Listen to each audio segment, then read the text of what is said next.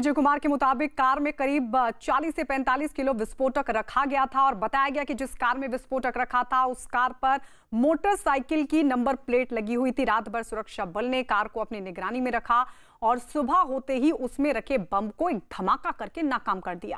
Car में विस्फोटक मिलने की जांच एनआईए को सौंपी जा सकती है। ये अलग अलग तस्वीर हम आपको दिखा रहे हैं और इसके जरिए आपको ये समझाने की कोशिश कि कितना बड़ा ये हमला हो सकता था अगर आतंकी अपनी साजिश में कामयाब हो जाते। लेकिन इसे वक्त रहते ही सुरक्षा बल, आर्मी, सीआरपीएफ ने नाकाम कर दिया।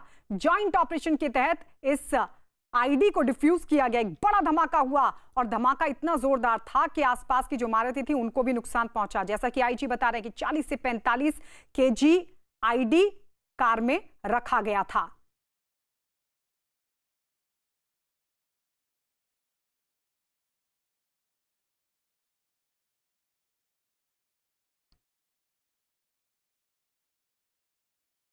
तो पुलवामा 2 ये हो सकता था, लेकिन उससे पहले ही इसको नाकाम कर दिया गया। तो किस तरीके से इस पूरी साजिश को नाकाम किया गया, अलग अलग तस्वीर हम आपको दिखा रहे हैं। दरअसल गश्त के दौरान जब हालांकि पहले से इनपुट था सुरक्षा बलों के पास, लेकिन जब नाकेबंदी पर सुरक्षा बल ने इस कार को देखा, इसका पीछा किया, एक वॉर्न फायरिंग की और उसके बाद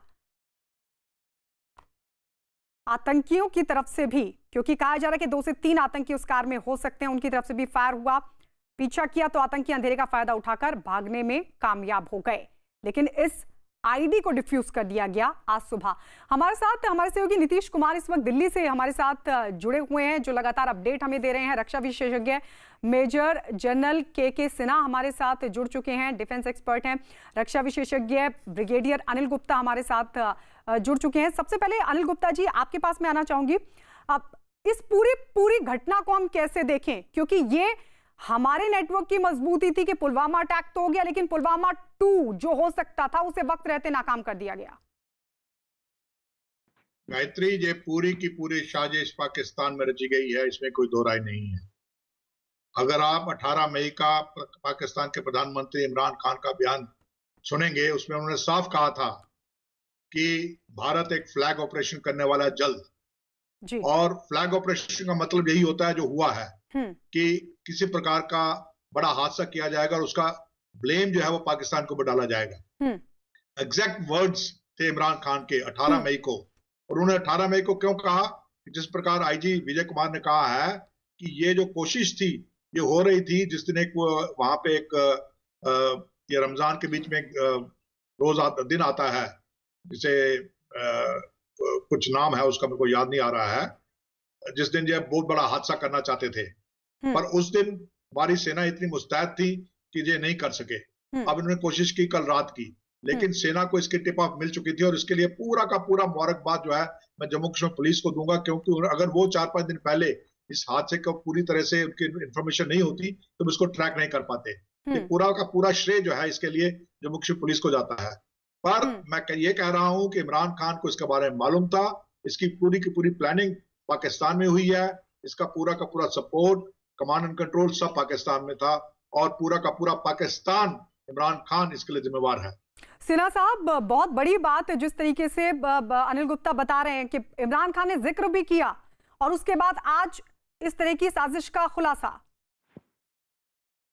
देखिए, ये तो पूरा का पूरा आपका पाकिस्तान से लिप्त हुआ ये ऑपरेशन दिखाई दे रहा है। खास करके जब आप ये कहते हैं कि ये केमिकल बेस्ड एक्सप्लोसिव थे, 40 से 45 किलोमीटर सेंट्रो कार में रखी गई, इकट्ठी की गई और फिर जम्मू कश्मीर के अंदर आप इस तरह के केमिकल नहीं मिलेंगे जो नाइट्रोजन बेस्ड एक्सप्लोसिव है। आरडीएक्स की बात होती थी, इसमें अभी माना जा रहा है शायद नाइट्रोजन बेस्ड ये केमिकल ये है एक्सप्लोसिव, जो एनआईए कंफर्म करेगी, जो कि सीधा का सीधा इसकी पॉइंटिंग जो है वो पाकिस्तान और आईएसआई के बीच में जाती है। जो गुप्ता साहब बता रहे हैं वो बहुत सही है। देखिए, ये अंजाम आप देना चाह रहे थे इस दौरान जबकि आपका महीना चल रहा था, रमजान का महीना, और आने वाला समय आता है कि किस तरह से अमरनाथ यात्रा का समय आता है। इस समय ही आप देखिए बहुत ज्यादा एक्टिविटी शुरू हो चुकी है। बार जो इन्फ्लेशन हुआ वो से पहले हो रहा है। लॉन्च पैड पूरे पड़े हैं। करंट सेक्टर से जो आतंकवाद का ऐसा माना जा रहा था कि वो है सारे के सारे न्यूट्रलाइज हुए जी। और सबसे बड़ी बात देखिए, इसमें तंजीमें तीनों हाथ मिला ली। जो टीआरएफ की बात होती है, द टोटल रेजिस्टेंस फ्रंट, उसके अंदर में द रेजिस्टेंस फ्रंट के अंदर में इसमें जैसे लश्कर और शैडो ऑर्गेनाइजेशन, मुजाहिदीन, हाँ, ये तीनों का हाथ समन्वय दिखाई। ये समन्वय आप वो भी देख रहे थे जब आप 18 में हमने जब न्यूट्रलाइज किया ऑपरेशन में, और उसके बाद जब आप यहाँ पर रियाज नाइक को मारते तो हमारी तरफ से कामयाबी ही कामयाबी मिल रही है। और पुलवामा जब आप एफर्ट करते हैं इस तरह से आपका, क्योंकि पूरा का पूरा इंटेलिजेंस बेस्ड ऑपरेशन, नाके लगाए गए, नंबर ऑफ प्लेसेस नाके लगाए गए और फायरिंग, मल्टीपल फायरिंग हुई है, तब जाकर के आप इंटरसेप्ट करके और उसको उड़ाया गया। तो बहुत बड़ी कामयाबी जी, बहुत बड़ी कामयाबी। नीतीश, 18 मई को इमरान खान ने जिक्र भी किया, तीनों आतंकी संगठन हाथ मिला चुके हैं, यहां पर शैडो ऑर्गेनाइजेशन भी लगातार काम कर रहा है। ये कितनी बड़ी चुनौती, और लगातार इमरान खान स्टेटमेंट भी दे रहे हैं। देखिए, इसमें कोई दो राय नहीं कि जो भी बड़ा अटैक होता है वो उसके पीछे जो है पाकिस्तान का हाथ होता है। सरहद पार के आतंकी इन्फिल्ट्रेट करके यहाँ पे पहुंचते हैं, और घाटी में ये बहुत पहले से, अभी की बात नहीं है, ये बहुत पहले से हाथ मिला चुके हैं। क्योंकि घाटी से देखिए लश्कर तैयबा और हिजबुल मुजाहिदीन का करीब करीब जो खात्मा हो गया था, जैश ए मोहम्मद का भी जो टॉप टेररिस्ट थे, जो टॉप कमांडर थे, उनका भी सफाया हो चुका था। तो अब जो है जैश ने, लश्कर तैयबा ने FATF से के प्रतिबंध से बचने के लिए एक द रेजिस्टेंट फ्रंट नाम से एक शैडो ऑर्गेनाइजेशन जो है वो खड़ा किया, जिससे वो कह सके कि भाई हमारे यहाँ का आतंकी नहीं है, ये लोकल कमांडर्स हैं, और इसमें जो हमजा जो कमांडर है वो लोकल पुलवामा का रहने वाला है। तो जाहिर तौर से ये बहुत दिन से हो रहा है, ये आज की कोई नई बात नहीं है।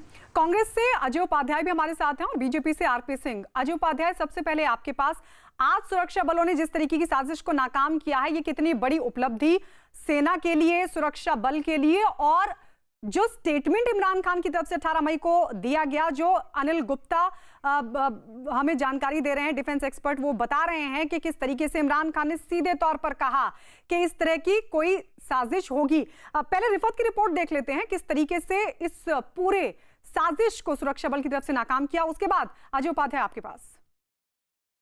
पुलवामा एरिया में लगातार कोऑर्डिनेटेड सर्च ऑपरेशंस जारी थे, लेकिन स्पेसिफिक इन्फॉर्मेशन मिली थी कहीं पुलिस, सीआरपीएफ या आर्मी को कि यहाँ पे कहीं पे भी कार ब्लास्ट हो सकता है, और आईईडी को प्लेस किया गया है एक कार में। तो इसी तरीके से कल लॉन्च किया गया ऑपरेशन, और उसमें इस गाड़ी को देखा गया, इस गाड़ी को ट्रैक किया गया। बताया जा रहा है कि इस गाड़ी को रोकने की कोशिश की गई, चेज़ किया गया इस गाड़ी को, लेकिन जो गाड़ी में सवार लोग थे वो भागे और गाड़ी को कहीं पे पार्क कर दिया। और जब इस कार को स्पॉट किया गया और उसके बाद पता चला कि इसमें बारूदी मवाद भरा हुआ, जो अभी इंफॉर्मेशन मिल रही है 20 kg के करीब इसमें RDX बताया जा रहा है कि वो इसमें मौजूद था।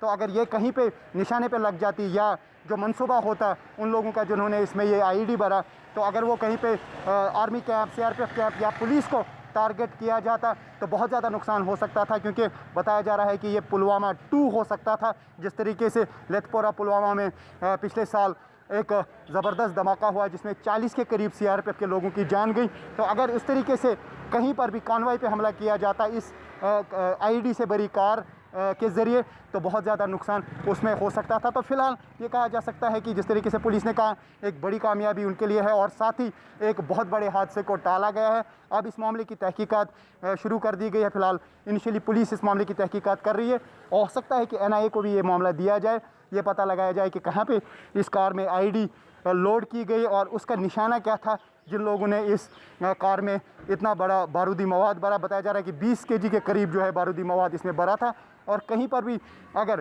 सीआरपीएफ, पुलिस या आर्मी को टारगेट बना दिया जाता तो बहुत ज़्यादा नुकसान हो सकता था।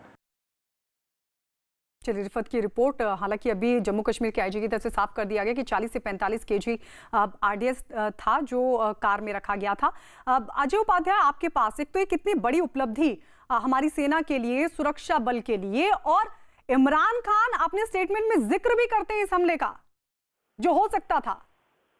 फौज के बहादुर जवानों को, स्थानीय पुलिस को और सीआरपीएफ के जो भी जवान इस ऑपरेशन में लगे हैं, सबको हृदय से सैल्यूट, नमन। जिन्होंने इतनी बड़ी कामयाबी आज हासिल की है और भारत को भारत पर जो एक तरह से कहीं ना कहीं एक संकट है, इस संकट से निजात दिलाने का प्रयास उन लोगों ने किया है।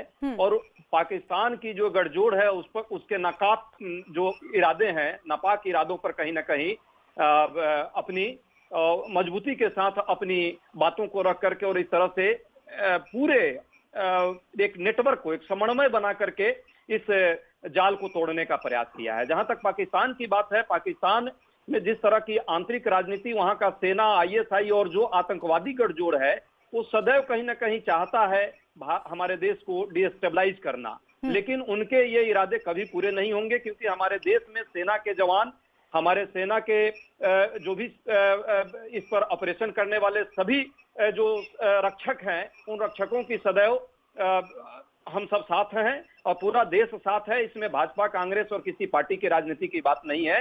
ये जब भी ऐसी बात आएगी, सभी पार्टियां देश के साथ। इमरान खान जिक्र भी करते हैं और फिर ये साजिश सामने आ जाती है। इमरान खान जैसे लोग यही आएंगे। अजय उपाध्याय जी, आरपी सिंह जी, आपसे ये सवाल। अजय जी आएंगे आपके पास। आरपी सिंह जी, मैं कांग्रेस के प्रवक्ता का स्वागत करता हूं कि वो इस घड़ी में देश के साथ और ये कहकर कि राजनीतिक दल से ऊपर उठकर चर्चा करिए, और स्वागत है इस बात का। और सच ये है कि ये फोर्सेस का बहुत बड़ा मुहिम कामयाब हुआ, अन्यथा ये पुलवामा जैसी घटना और होती और इसमें पता नहीं कितने सैनिक या कितने हमारे अर्ध बल सैनिक या वहां की लोकल पुलिस के कितने लोग वहां पर इसमें आहत होते हैं या घायल होते हैं। सैल्यूट करना चाहिए वहां की लोकल पुलिस को, क्योंकि जिन्होंने ये पूरा ऑपरेशन किया, सहयोग लिया होगा उन्होंने। परंतु मैं इसमें ये कहना चाहूंगा कि इसको तुरंत के तुरंत एनआईए को सपोर्ट कर देना चाहिए, क्योंकि अगर 45 किलो 45 किलो की बात कर रहे हैं वहां के आईजी पुलिस, तो इसकी जानकारी निकालनी चाहिए कहां से स्मगल हो रहा है, कैसे आ रहा है, क्योंकि अगर ये आया तो बीजेपी नेता रविंद्र रैना ने इस पूरे मामले को लेकर क्या कहा, आइए सुनवाते हैं आपको। पुलवामा के अंदर हुए आतंकवादी हमला, जिसमें भारतीय सेना के 40 के ऊपर सीआरपीएफ के जवान शहीद हुए थे, उसी प्रकार की ये एक आतंकवादी घटना को अंजाम देने की साजिश थी। लेकिन पाकिस्तान के इन नापाक इरादों को हमारी भारतीय सेना और हमारी जम्मू कश्मीर पुलिस के जवानों ने विफल कर दिया है। पाकिस्तान कश्मीर को लहूलुहान करने की साजिश कर रहा है, लेकिन पाकिस्तान की हर साजिश का मुंह तोड़ जवाब देंगे। चुन चुनकर आतंकवादियों को मौत के घाट उतारेंगे। जो देश के खिलाफ षड्यंत्र करेगा उसको मौत के घाट उतार देंगे। सेना और जम्मू कश्मीर पुलिस के जवानों ने बड़ी आतंकवादी घटना को कश्मीर घाटी में विफल कर दिया है। अनिल गुप्ता जी, पुलवामा पार्ट 1 जो था, 40 से ज्यादा जवान हमने खोए, वो अभी तक वो जख्म भरे नहीं है, और अब ये पुलवामा 2 हो सकता था, क्योंकि बताया जा रहा है कि सिक्योरिटी फोर्सेस भी इस बार निशाना थे।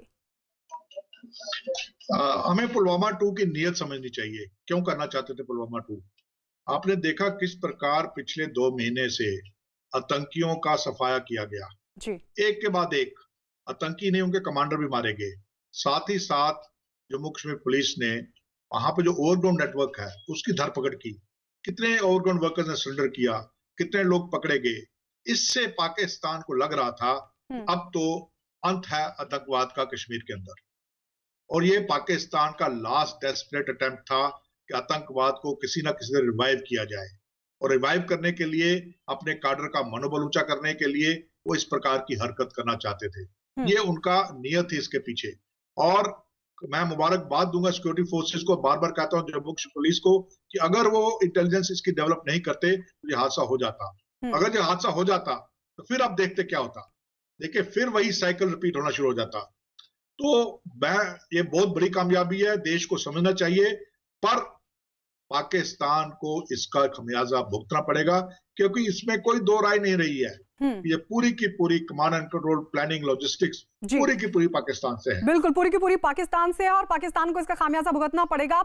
सिन्हा साहब, ये पाकिस्तान मानेगा नहीं पाकिस्तान, क्योंकि लगातार वो इस तरह की हरकतों को अंजाम दे रहा है, और पुलवामा पार्ट 2 हो सकता था। डीजीपी दिलबाग सिंह ने इस बात का जिक्र किया है।